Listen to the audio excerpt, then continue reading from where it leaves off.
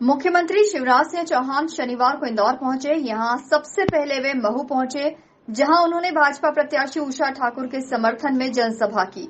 इसके बाद मुख्यमंत्री राऊ पहुंचे। यहां उन्होंने भाजपा प्रत्याशी मधु वर्मा के समर्थन में जनसभा को संबोधित किया। मधु वर्मा सहित भाजपा के नेताओं ने मुख्यमंत्री शिवराज सिंह चौहान का जबरदस्त स्वागत किया।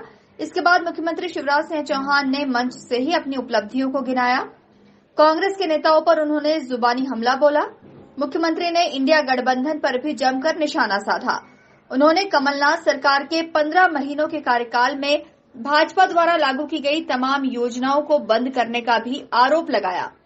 इन्हें बच्चों के लैपटॉप छीने, मेरी बहना इन्हें संबल योजना बंद कर दी थी। गरीब बहनों को बेटा बेटी के जन्म के पहले 4 हजार और जन्म के बाद 8 हजार, कुल 12 हजार 16 हजार रुपया देते थे, वो इनने छीन लिए। इनने अंतिम संस्कार के लिए हम गरीब को देते थे 5 हजार रुपया। कमलनाथ जी, तुम तो गरीबों के कफन के 5 हजार रुपया भी छीन ले गए। महापाप किया तुमने। कितने अन्याय उस समय हुए। तीर्थ यात्रा बंद करवा दी। कन्यादान योजना में शादी करके बेटियों के खाते में पैसे ही नहीं डाला। धन्य कमलनाथ, कम से कम बेटियों को तो छोड़ देते। पता नहीं कितनी चीजें बंद कर दी। लेकिन अब बच्चों को लैपटॉप भी और अच्छे नंबर लाए तो मामा स्कूटी भी दिलवाएगा। कई लोगों ने कहा स्कूटी काहे के लिए। मैंने क्या, देखो भैया, मैं बच्चों को प्रेरित कर रहा हूँ। जैसे माता पिता मम्मी कई बार बच्चों को पटाती ना, मान जा बेटा, टॉफी दूंगी, खिलौना दूंगी, आइसक्रीम खिलाऊंगी।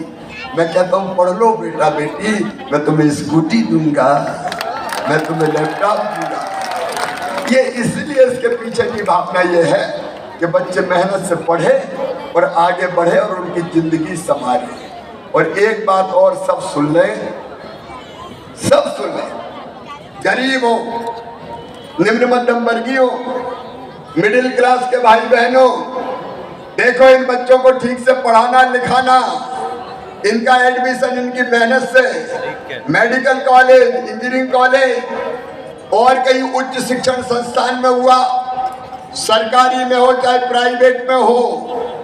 अब प्राइवेट मेडिकल कॉलेज की फीस 13 लाख रुपया, 14 लाख रुपया साल होती है। बताओ, गरीब के बेटा बेटी दे सकते हैं क्या? मध्यम वर्गीय दे सकते हैं क्या? तो सुन ले, इन बच्चों की फीस इनके माता पिता नहीं चुकाएंगे, कौन भरवाएगा? जोर से बताओ। मामा भरवाएगा, मामा। मैं बच्चों के सपनों को मरने नहीं दूंगा। कोई दिन ऐसा नहीं आएगा कि कोई बच्चा ये कहे कि काश मेरे माता पिता के पास पैसे होते तो मैं पढ़ जाता। ये बच्चे पढ़ेंगे और आगे बढ़ेंगे। इसके बाद मुख्यमंत्री ने विधानसभा चुनाव में भाजपा की जीत का दावा भी किया है। उन्होंने भविष्य में किए जाने वाले कामों की भी जानकारी दी।